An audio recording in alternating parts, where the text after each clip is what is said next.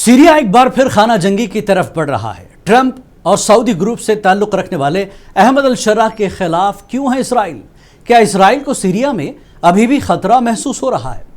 आपको बता दें कि शाम के शहर स्वेदा में बदूइन और दुरूज जंगजुओं के दरमियान एक बार फिर झड़पें शुरू हो गई और शामी फौज के इलाके से इनखला के एक दिन बाद जंगबंदी की खिलाफ वर्जी की गई।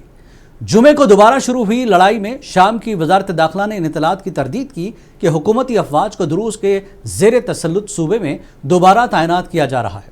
तर्जुमान ने कहा कि सरकारी फोर्सेस मामूल की तैयारी पर हैं और स्वेदा में अभी तक कोई तैनाती नहीं हुई। इसराइल जिसने बुध के रोज स्वेदा और दारुल हुकूमत दमिश्क पर फ़िज़ाई हमले किए, पहले ही शामी हुकूमत को जुनूब से इनखला के लिए खबरदार कर दिया था।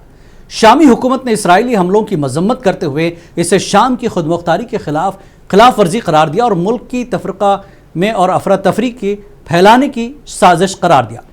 बड़ा सवाल यह है कि क्या इसराइल सीरिया में इतना इन्वॉल्व हो क्यों रहा है, जबकि अल-जुलानी भी ट्रंप ग्रुप के आदमी हैं, सऊदी अरब भी सपोर्ट में है।